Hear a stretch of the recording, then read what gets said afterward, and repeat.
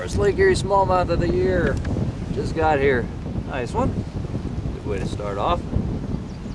Very, very nice chunk.